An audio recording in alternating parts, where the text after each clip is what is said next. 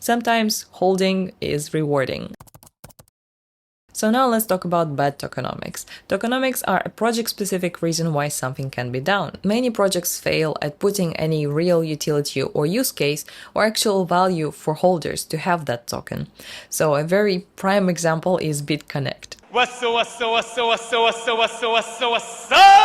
BitConnect promised high returns but lacked economic activity backing those rewards, and that was a collapse. Another thing that can ruin the tokenomics is forced adoption strategies, and that was witnessed for WorldCoin. Another tokenomics feature that is not a feature but actually a bug, in my personal opinion, is a play to earn. One of the most famous, I guess, example is Axie Infinity. A lot of people played that game, however, it did not guarantee that, it persisted over time. Now let's talk about supply-side pressure, which can often manifest as mining selloffs or airdrop selloffs. Mining selloff is pretty self-explanatory in the name. When people are mining a proof-of-work coin, they get block rewards, they spend money on mining, therefore they need to cover their expenses, so they sell the coin.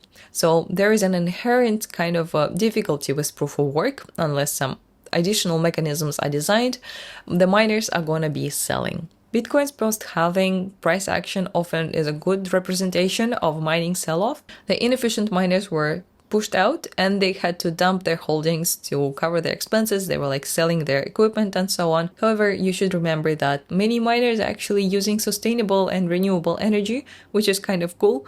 And the efficiency of the mining operations has been going up.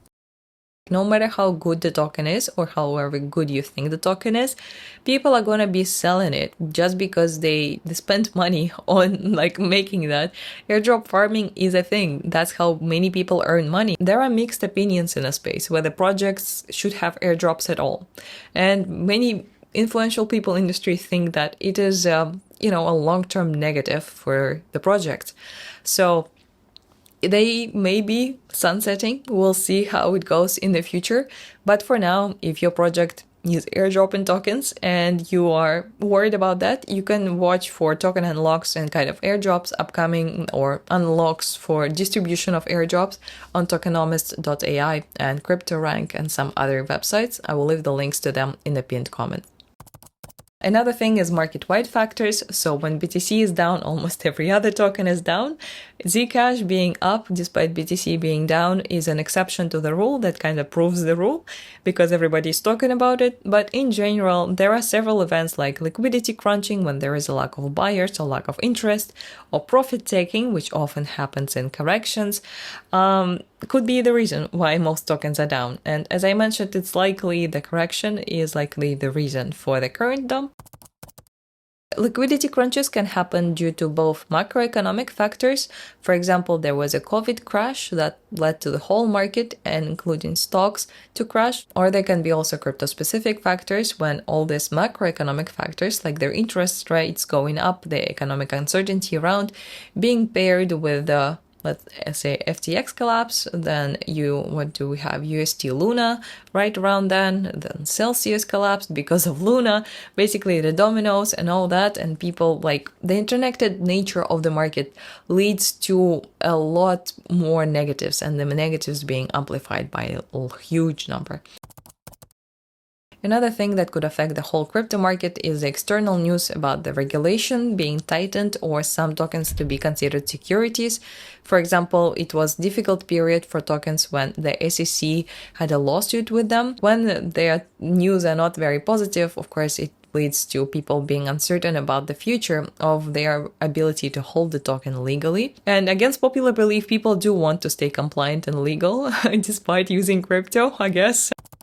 Mainstream media could also contribute to all that, of course, amplify the already existing events, or let's say some media person like Elon Musk saying that Bitcoin hurts the environment and Bitcoin's price goes down. And even positive news can backfire because people can have elevated or expectations that are too high for what the thing is. For example, the Bitcoin ETF news have been propping up the market for years and really severely in months before it came. And then when it came and nothing really happened, people got upset and started selling. But of course, that kind of balanced it out. But overall, if the expectations are not met and expectations are often elevated too high, then the price can go down. And I already mentioned interest rates and overall economic situation. And even though crypto was kind of supposed to be the savior from fiat failing, it also goes down along with the stocks when people are just scared of the crypto market along with the stock market. But I don't think I need to stop on this part too much.